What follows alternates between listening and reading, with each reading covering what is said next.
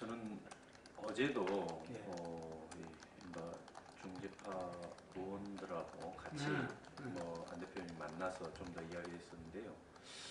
지금 너무 혼란스럽고 너무 극단적인 언어들이 이렇게 사용하는 이 상황에서 예. 아직 저는 함께 할 수 있는 길을 아직 또 더 찾기 위해서 최선의 노력을 다하고 있는 그런 상황입니다. 아, 본인도 하고 있습니까? 중재파만 하는 게 아니고. 네, 저도 기본적으로 통합에는 찬성이지만 이렇게까지 실질적으로 거의 뭐 반으로 나눠지는 혈생 정치는 반대다. 예, 그렇습니다. 왜 안 받았다는 것입니까? 아마 이제 만약에 이제 조기 사태 이후에 과연 그러면 통합 절차가 정상적으로 진행될 수 있을까 이거에 대한 가장 뭐랄까 가능성 이걸 좀 우려하는 것 아니겠습니까? 그래서 이제 물론 이제 전당대회까지 왜냐하면 이제 당규도 일정 부분 현 당헌대로 치르기로 했으니까요. 당규도 일정 부분 보완돼야 되고 또 그런 상황에서 또 이제 대표 당원들이 또 최종 이제 대표 당원 명부가 확정되면 과반이 또 이 전대에 또 참여를 해야 되고 그런저런 문제점 그리고 또한 추진하는 측에서는 또 전대에서 가결까지 이루어내야 되는 그런 상황이다 보니까 아무래도 그런 원만한 협조가 이루어질지 실제 그러니까 사퇴 안 되면 지도부가 그렇게 이끌어갈 수 있을지 그리고 이렇게 통합에 관한 그 동력은 그렇게 계속 이렇게 이어져갈 수 있을지 그런 점에 대한 아직 뭔가 좀 부족한 거 아닌가 우려 이 때문인 것 같습니다. 네. 그런 점만 뭐 충분히 불식시킬 수 있다면 아직도 그래서 제가 좀 중재파 의원들이 제시하는 그 안이 아직도 여전히 저는 가능성 열려 있다고 생각합니다. 네, 아마 모르겠다는 표현은 이게 너무 좀 지나친 거 아닌지 충분히 함께 할 수 있는데 그러니까 지나치다는 의미가 그러니까 꼭 다수 의견에 따라라는 건 아니고요. 그러니까 반대파의 의견이 뭔가는 안다. 예, 기본적으로는 아는데 왜 도대체 거기까지 하는지는 참 납득하기 어렵다는 것 같습니다. 그게 기본적으로 이제 저희가 통합하게 되면 그 정당이 지향하는 바가 개혁정당, 정말 젊은 정당, 또 영남, 호남, 수도권까지 아우르는 그런 정당 이런 것을 지향하기 때문에 아무래도 지금 강하게 반대하는 분들의 입장에서는 사실 이미지와 좀 다를 수 있고 또는 그 새로운 신당에서는 아무래도 주도적 역할을 할 여지가 좀 약해지는 거 아니겠습니까? 뭐 그런 측면도 있는 것 같습니다.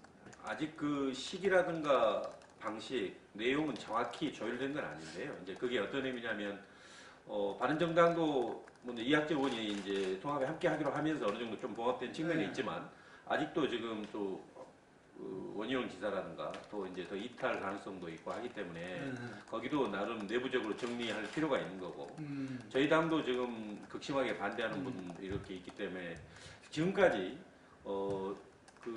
각자 따로 선 자리에서 물론 국민 통합 포럼에서는 말한 적이 있지만 함께 통합의 방향에 대해서 공동 선언을 하고 그다음에 과연 어떤 형태의 통합을 하겠다는 것인지 가치와 방향 제시 이런 부분에 대해서는 아직 없었거든요. 그렇기 때문에 그런 것을 좀 더 구체화시켜서 서로 이렇게 이제 도움도 되게 하고 또 도대체 지금 뭘 하겠다는 건지 아직 궁금해하는 국민들도 있으니까 당원들도 물론 그렇고 그분들한테 좀 구체적으로 보여주겠다는 거죠. 이제 그 계획이 이제 있었던 거고요. 그게 아마 빠르면 이번 주 중에 이제 이루어질 수도 있습니다. 맞습니다. 그 부분에 약간 아쉬움은 있지만 그렇다고 해서 그랬을 때 완전히 달라졌을 것이다 라는 것은 좀 왜냐면 기본적으로 이제 반대하는 이유가 예를 들자면 저는 국민의당이 중도 개혁을 이렇게 정립시키고 거기서 왼쪽 오른쪽으로 이렇게 외연을 확장해 가면 충분히 그 범주 내에 바른정당은 당연히 들어온다고 생각합니다.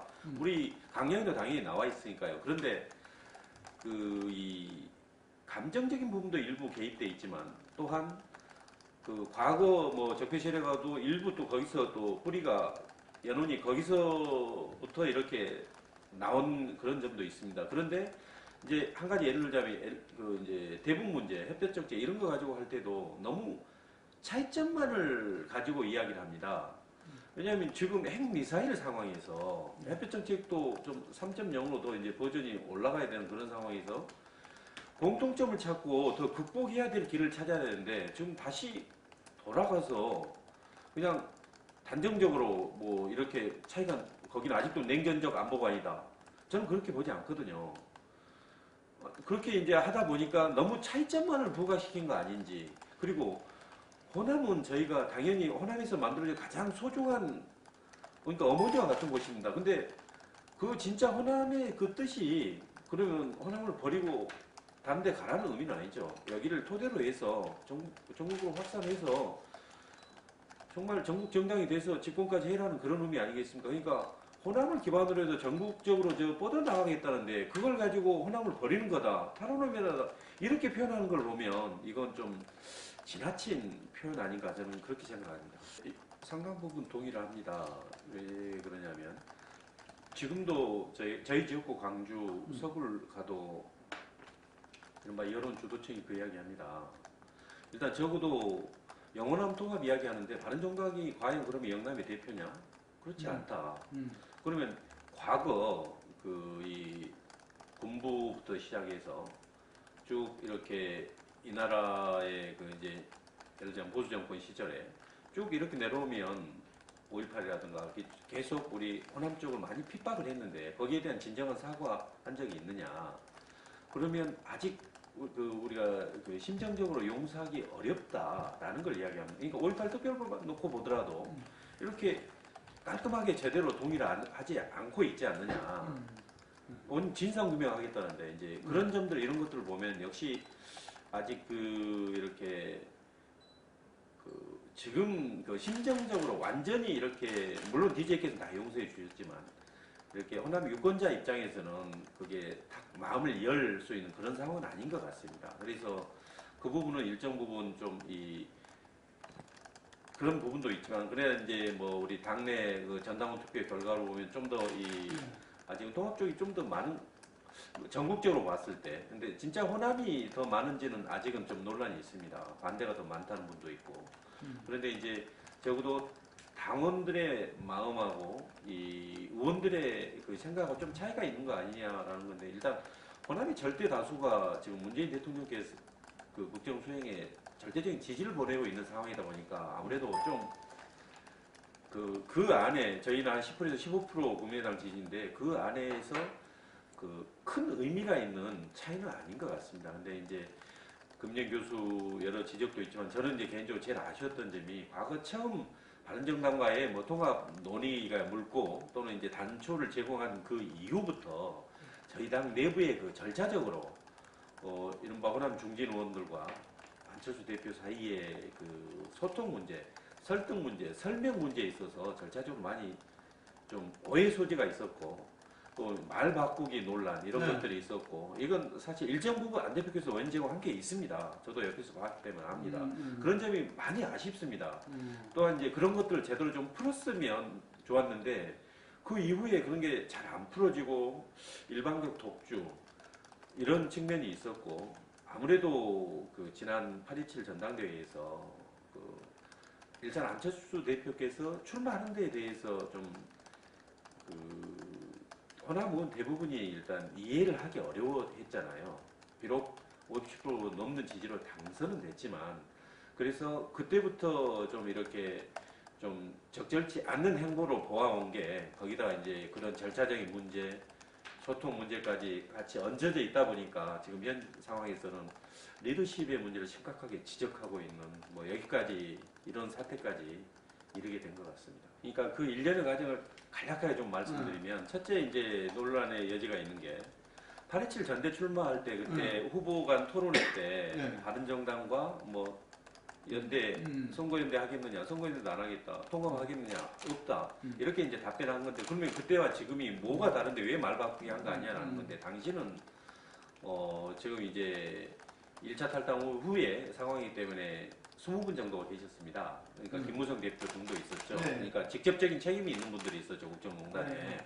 그 관련된 부분들. 그래서 그런 그 인물들로 주로 구성된 그 바른정당과는 그 도저히 선거인데조차 염두에 두기 그분들이- 어렵다. 그분들이 그때 빠져 상황. 나갔다 이거죠. 지금. 그렇죠. 예, 그때 상황은 그랬었습니다. 그래서 그에 대한 답변이었고, 아, 그 다음 이제 논란이 이제 10월부터 그때 우리 국정감사 하면서 근데 이제 뭐 언론사에서 뭐 반정당과 통합했을 때 그 시너지 효과가 크다. 한국당보다 훨씬 높다. 이제 이런 거에 나왔는데 그거 관련돼서 계속 논란이 되니까 그때 이제 11월 21일 날 이른바 끝장 토론, 의총을 한 적이 있습니다. 네. 그때 이제 전체적인 결론이 뭐였냐면 좋다. 그러면 그 중에 이제 한 30여 분 중에 통합 찬성이다라는 분이 있었고 한 10분은 통합 뭐 그래 좋지만 그러나 지금 시점이 아니다. 선거 연대까지는 가자. 그리고 나머지 뭐 한 10분 정도는 그건 옳지 않다. 정책 연대 이 정도만 거기까지는 오케이다. 이제 그러다 보니까 전체적으로 보면 기본적으로는 통합에 대해서 가능성은 열어두고 선거 연대까지는 수부분 이상이 다 괜찮다고 한 겁니다. 심지어 정책 연대까지는 대부분이 오케이 괜찮다고 한 거고요. 그래서 그때 결론이 나온 게 나름 정책 연대로는 그건 좋다 하는 거고 그래서 바로 정책 연대 협의체가 발족이 된 거고 예, 그렇게 된 건데 이제 그 다음 계속 그 논란이 나온 거죠. 그러면 그렇게 정리를 했으면 더 이상 통합 이야기를 꺼내지 않아야 하는 거 아니냐. 그런데 이제 그 이후에 이제 정치 상황이 좀 변했지 않습니까? 저쪽에서 다시 2차 탈당이 이루어지고 나서 이제 뭐 11명 의원으로 뭐 이렇게 이제 구성된 이런 상황이고 그 다음 그러면 국민당이 나갈 길이 뭐냐.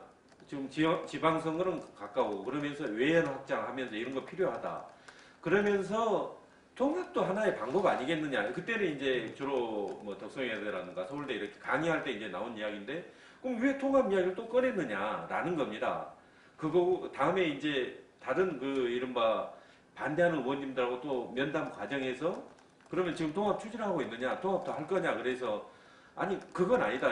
현재 이제 지금 그러나 선거 연대까지는 하기로 한 거 대체적 동의가 있었던 거 아니냐. 그러니까 통합을 적극적으로 이렇게 내가 추진하지는 않겠다라고 이야기한 건 맞습니다. 그러다 보니까 그 다음 단계에서 다시 또 이제 그 통합 이야기가 또 나오거든요. 그러니까 이게 말 바꾸기 아니라는 건데 결국 이제 그 바른정당의 상황이 좀 다른 거고 그때 그 처음에 논의됐던 거고 그 이후에 우리 당에 이제 계속 뭐 제2창당이나 활동이라든가 이런 과정에서 우리 당이 지방선거에서 어떻게 하면 이제 승리할 수 있을까 하면서 그 제2창당이 내에서도 이제 우리 정치혁신이 뭐 그런 단위에서 이런 이야기가 나오고 하니까 다시 그러면 양당에서 또 이른바 국민통합포럼 거기서 또 통합 이야기가 나오고 저도 언론 인터뷰하면서 통합 가능성 아직 열려 있다.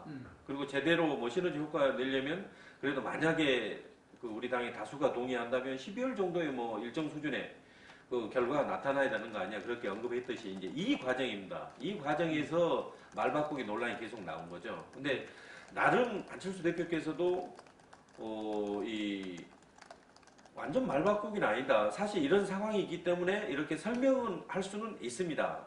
그렇지만 그거에 대해서 설명 안 한 것 같아요. 네? 그렇죠. 일단 그 설명이 부족했던 거죠.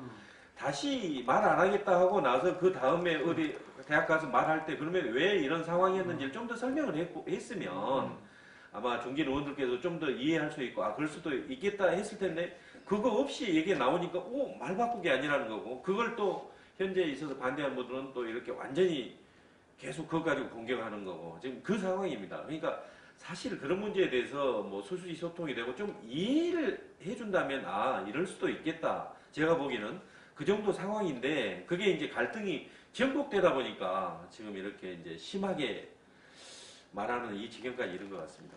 통합, 특히 개혁 관련 방향에서는 저 이제 안 대표님하고 약간 생각이 다른 부분이, 그러니까 그 뒤에 가서 이제 그 부분인 것 같습니다. 일단은 그 전에 이제 그 반대하는 분들이 이제 그렇게 보는 것 같은데 저는 당시 그 20석인 바른정당을 저희가 다 끌어안지 못하더라도 일부 거기서 이탈한다 하더라도 그래도 이 현 20대 국회에서 개혁 입법을 제대로 해내려면 이른바 국회 선진화법에 따라서 5분의 3 의원이 이른바 180, 그러니까 이제 179명까지도 이제 좀 그게 유지가 돼야 되는데요. 지금 거기 딱 모계가 이르렀습니다. 그래서 저는 저는 정의당, 민주당, 국민당 그러네요. 언제든지 개혁법을 할 수 있습니다. 합하면 179네. 근데 지금 가장 중요한 이 선진화법에 따른 5분의 3 요건을 갖추기 위한 그 바른정당 그 특히 이제 얼마 전에 김시현 의원 나왔는데 11분이 너무도 소중합니다. 지금 사회적 참사법이 왜 이번에 가결된 줄 아시잖아요. 그때 환노위에서 5분의 3으로 해서 신속한거 처리 일차에 넘겼기 때문에 1년 후에 지금 본회의에서 딱 와서 의결한 겁니다. 그래서 세월호하고 가습기 살균제 그 부분에 대해서 지금 미흡했던 부분을 지금 밝힐 수 있는 특조위가 구성된 거거든요. 그런 것처럼 앞으로 특히 저희들이 가장 중요시 하는 선거법, 다음에 이제 방송법, 다음에 지금 하고 있는 우리 권력기관들 여기에 대해서 지금 자유한국당에서 계속 반대하고 있는데 이걸 어떻게 입법을 할 겁니까? 국민을 위한 권력기관을 어떻게 낳게 할 겁니까? 그러면 개혁입법이 정말 중요한 거거든요. 근데 5분의 3 이상 숫자가 너무도 중요합니다. 저는 그게 가장 핵심이었고요. 그래서 바른정당은 그 이야기는 안 먹은 것 같아요. 저는 계속 가서 했었습니다. 근데 안 대표께서는 성님 계속 이야기했다. 예. 안철수 대표께서는 입으로는 안 먹은 것 어디선가 딱 한 번만 이야기하고 그 점을 강하게 못한 거죠. 근데 저는 이제 그 점이 일단 제일 아쉽습니다. 야당인데 너무 여당 책임까지 질려다 보니까 너무 오버하는 그런 측면이 있는데 그러나 개혁법은 너무도 소중하니까 이제 그런 거고요. 사실 그 안 대표가 지금 보수 쪽으로 가고 있는 거 아니냐라는 건데 네. 저는 기본적으로 저는 안 대표는 이 중도에 계속 있어야 된다고 생각합니다. 다만 우리 중도에서 외연 확장을 하다 보면 당연히 민주당하고도 그 교집합 이른바 그 성찰적 진보 많이 있습니다. 함께 할 수 있는 뭐 얼마든지 있습니다. 바른정당 그 안에 들어오고요. 지금 현재의 바른정당. 그렇기 때문에 나머지 그럼 우리가 중도에서 이렇게 외연 확장 잘하고 정말 개혁 잘하면 저쪽에서 보수 진영에 있는 분들이 한국당 더 가능성 없다 하고 저희를 지지하지 않겠습니까? 즉 다시 말해서 우리가 우측으로 가는 게 아니고 안철수가 우경화하는 게 아니고 보수화하는 게 아니고 저희는 그대로 있고 지지층이 이제 정말 그 문제 해결 유지의 그 중도 정당 개혁 정당을 지지할 수 있게 이렇게 끌어오자는 거거든요. 그래서 저는 YS식 상당 그것은 저는 저부터 그 체질상 불가능한 그런 조합이라고 봅니다. 아니 저는 이 논란 자체가 그러니까 저는 이제 계속 외연 확장이라고 표현하거든요. 사실 통합 형식적으로 통합할 수 있지만 정확히 말하면 국민의당은 외연 확장이거든요. 물론 바른정당은 보수 정체성 지켜야 된다고 이야기를 하겠죠. 그런데 결국 이 논의가 우리 국민의당이 정말 해결론이 싸움 할 수밖에 없지. 네, 그렇죠. 이제 국민의당이 정말 살자고 지방선거에서 이기자고 또는 그 올해 이제 개헌 뭐 선거제도 개편 제대로 해내자고 그 방법 그렇게 하기 위한 수단이 뭔가 그거에 대한 논의인데 이건 그러니까 합리적인 토론 방향 제시는 사라지고 언젠가부터 그냥 죽고 나살자 그냥 완전히 그 서로 죽이는 게임을 하고 있습니다. 이러면 저는 제가 아까 큰 방향의 통합 방향은 옳지만 그러나 이렇게 분당으로 가는 이건 옳지 않다고 말한 게 이러면 사실 저희 다 죽습니다. 국민으로부터 외면받습니다. 아니 지금 반대파도 지금 이제 개혁신당 뭐 추진위원회를 갖다가 만든다는 또 어떻게 지금 이 길로 가다 보면은 분당은 불가피할 수밖에 없지 않겠어요? 네, 뭐 지금 다 말씀드릴 수는 없습니다만은 그쪽 가 계신 분들하고도 뭔가 계속 저희가 이야기를 하고 있거든요. 네. 이야기하고 또 있고 반전도 일어날 가능성이 있다는 겁니다. 아직은 있습니다. 그분들도 또 상당수는 우리 이건 아니지 않느냐. 사실상 분당은 바라지 않더라고요. 예, 아마 속마음 이야기하고 이건 아닌 것 같은데. 그리고 또 이른바 통합 추진하는 사람들 아니 이렇게까지 통합해서 이게 무슨 의미가 있냐. 또 이런 분들도 많습니다. 그분들은 지금이라도 멈춰달라 뭐 이런 이야기더라고요. 예. 금방 말씀하신 대로 만약에 분당으로 된다면은 이 통합파들도 이 통합이 시너지 효과가 나는 게 아니고 오히려 그 반대가 되지 않겠습니까? 그렇습니다. 만약에 분당이 돼버리고 뭐 저기 20명 넘나 못 넘나 그랬었는데 어쨌든 넘든 못 넘든 그 정도 숫자가 이렇게 하게 되면은 그렇습니다. 그리고 그 과정에서 지금도 오늘도 그렇지만 얼마나 많은 이전 투구 막말이 정말 막말을 쏟아내고 있지 않습니까? 이렇게 가면 벌써 저부터 사실 지쳐가고 있습니다. 이건 아닌데 이게 어디 진짜 국민당이 우리가 추구했던 정치냐 저도 지금 회의가 들고 있거든요.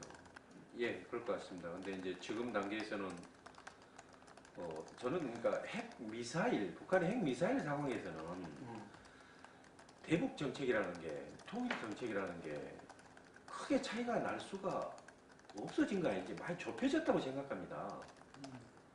그러니까 우리가 대화하는 이유는 뭐겠습니까? 결국 평화 통일을 위한 거고 지금 제재 국면이니까 대화만을 강조할 수는 없는 상황이고 이런저런 점에서 큰 차이가 그러니까 크게 많이 그 대북 정책에 있어서 뭐 수단이 많이 있는 것도 아니지 않습니까? 그러다 보니까 이제 사실은 제가 볼 때는 상당 부분 좁힐 수 있는 아무리 이준석 대표가 기존에 상당히 강고한 뭐 이렇게 대북 정책을 가지고 있다 하더라도 저는 충분히 일정 부분 그리고 지금은 이제 같은 것을 지금 찾아야 할 때거든요. 다른 걸 키울 때가 아니고요. 예. 이제 저는 1차적으로 그런 상황이 와서는 안 된다는 게 아직도 저는 아주 강고한 입장이고요. 근데 과거 또 안철수 대표께서 과거 또 사실 또 전례가 있습니다.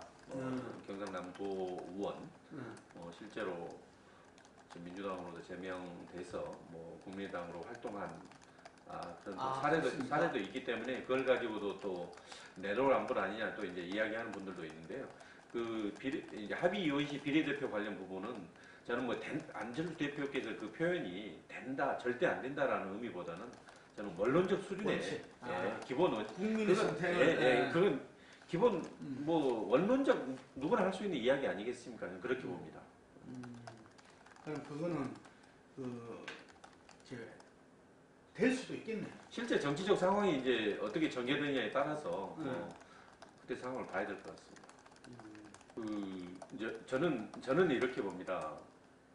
지금 우리나라 정치 지도자 중에 이른바 이제 컴퓨터 프로그래머도 했고 의사도 했고 사업도 했고 그리고 교수도 하고 마지막 정치 이렇게 5가지 직업을 했는데 저는 특히 주목하는 게 실물 경제, 특히 벤처기업 이런 기업들 정말 어려운 그 벤처기업을 한 10여 년 가까이 이렇게 힘들게 해서 성공시켜서 정말 1000명 이상의 그 상근 직원이 있는 그런 회사로 만들어 본 경험 이런 경험을 가진 유일한 정치 지도자 중에 유일한 분 아닌가 저는 그래서 그리고 또한 이 리더십 자체가 과거에 이제 오랫동안 정치에 이제 숙달되어 온 그래서 뭐랄까 나름 좀 이 카리스마 그런 형태의 지도자가 아니잖아요.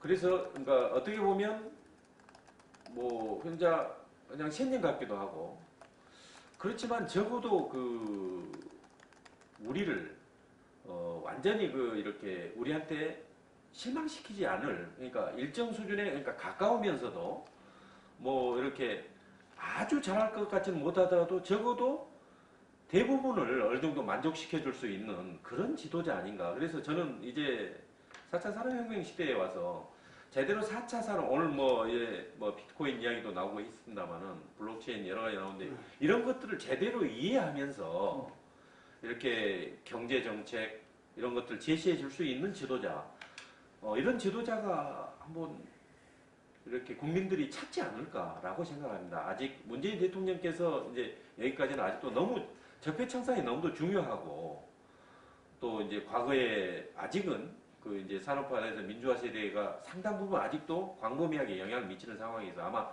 이 다음 단계 가면 이제 국민들 시각도 좀 달라질 거라고 봅니다. 그랬을 때 우리나라 대한민국에 꼭 필요한 지도자가 될 수 있는 뭐 그런 기본 소양은 갖춘 분이라고 생각합니다. 물론 아무래도 이공계 출신이다 보니까 좀 부족한 점 많이 있습니다. 특히 이제 소통에 있어서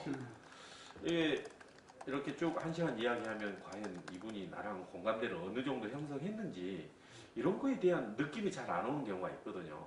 좀 많이 좋아졌습니까? 많이 좋아졌다고 보기는 어렵지만 지금 향상되고는 있고요. 예, 근데 아무튼 여러 가지 뭐 그런 측면에서 습득 능력 자체는 상당한 것 같습니다. 예, 그렇습니다. 물론 이제 설령 반정당하고 만약에 뭐 통합이 이루어진다 하더라도 사실 아까 말씀드린 정체성 논란, 그다음에 뭐 애대 정책 이런 거 사실 또 지방선거에서 공천 이런 문제 물론 내부 갈등은 있겠지만 그러나 기본적으로 지금 중도 또 보수 측에서 이렇게 희망을 건 수 있는 확실하게 마음을 줄 수 있는 정당이 없는 건 사실입니다. 그리고 지금 올해 2018년 초기인데요. 아마 2, 3개월 후 더더군다나 지방선거 무렵이 되면 지금 최저임금의 급격한 인상이라든가 지금 우리 특히 이제 뭐 일자리 관련 이런 데서 이 부작용이 아마 지금도 나타나고 있고 물론 정부에서 최대한 하겠지만 그래도 상당 부분 이렇게 충격이 심하게 나타날 거라고 생각합니다. 그랬을 때 과연 이 상당수 그러니까 이른바 현재 문재인 대통령의 국정수행에 지지했던 분들도 다시 많이 돌아올 수 있다고 생각합니다. 그러면 우리 파괴력, 특히 여당과의 경쟁력은 충분하다고 저는 그렇게 믿고 있습니다. 안 되면. 1월 10일 날 대통령께서 이 신년 기자회견을 하면서 거기에 문제점 지적하는 게 그겁니다. 국회에서 합의가 이루어지지 않으면 정부안을 내겠다. 거기는 정부 형태 놔두고 기본권과 지방분권에 대해서만 강화되고 지방분권 이루어지는 그런 안을 내겠다는 건데 그렇게 하면 국회에서 3분의 2가 국회 의결이 되겠습니까? 안 되죠. 클럽구조 없는 건 의미가 없다고. 그래서 저희가 이제 오늘 이제 김동철 대표께서도 최근에 살짝 언급했는데 지금 자유한국당은 이번 지선에서는 물론 홍준표 대표께서 대선 공약으로 냈지만 절대 할 수 없다는 겁니다. 그 이유는 누구든지 이해할 수 있습니다. 그러나 잘했다는 건 아닙니다. 뭐냐면 아니 국정농단에 따른 잘못된 그 헌법을 바꾸자는 건데 그럼 개헌으로 가면 그날 같이 개헌하면 이른바 제1야당 자유한국당에 다 부정적인 인식이 심해질 수밖에 없는 거죠. 이제 그 점이 있습니다. 그러나 문제는 대통령께서 여당께서 그렇게 접근할 문제는 아닙니다. 일단 6월 13일 하려면 국회에서 3분의 2가 동의할 수 있게 제1야당을 설득을 해야죠. 그러면 제1야당이 받아들일 수 있는 안 그러니까 그쪽에서 그냥 최선의 안으로 생각하는 4년 중임 아주 그냥 권한을 최대한 국회로 넘기고 약화시킨 이른바 권한 약화형 분산형 대통령제를 낸다 하더라도 자유한국당을 설득할 수 있는 안 거기다가 자유한국당이 또 받아들일 수 있는 뭐 선거제도 개편 이것까지 함께 하면 그런 설득에 노력을 해야지 니네 뭐 2월까지 안 하면 우리가 정부안 내겠다 이렇게 가서는 안 된다는 겁니다. 저희들이 지적하는 그겁니다. 그래서 저희가 이제 지금 개헌안에 관련돼서 이제 내용과 시기가 문제된다. 그러면 내용이 동의한다. 국회에 내용 동의해서 3분의 2가 가능하다. 근데 시기 때문에 도저히 3분의 2 동의가 안 된다. 그러면 시기마저도 좀 더 열어놓을 수 있는 거 아니냐라는 겁니다. 꼭 12월이 아니더라도 이제 물론 비용은 이제 기관에 따라 추산이 다르긴 합니다만은 지선 후에 연말 전에 해도 그 가능성도 열어놓을 수 있는 거 아니냐는 겁니다. 진짜 87년 체제 이후 진짜 제7공화국이 제대로 정립되려면 좀 더 수기해서 정부 형태까지 해서 그게 훨씬 더 현실적이라고 봅니다. 제대로 개헌해야죠. 정부 형태도 어쨌든 간에 합의 가능성도 있다. 그렇죠. 예. 시기만 좀 더, 예. 시기는 늦추고 충분하게 서로 이야기 나누면 합의 가능성도 있다. 그렇죠. 그러니까 올해 아무튼 해낼 수 있다면, 완전히 물 건너가지 않게 할 수 있다면, 그런 가능성도 열어놓고 해야 된다는 겁니다. 제가 듣기로는 이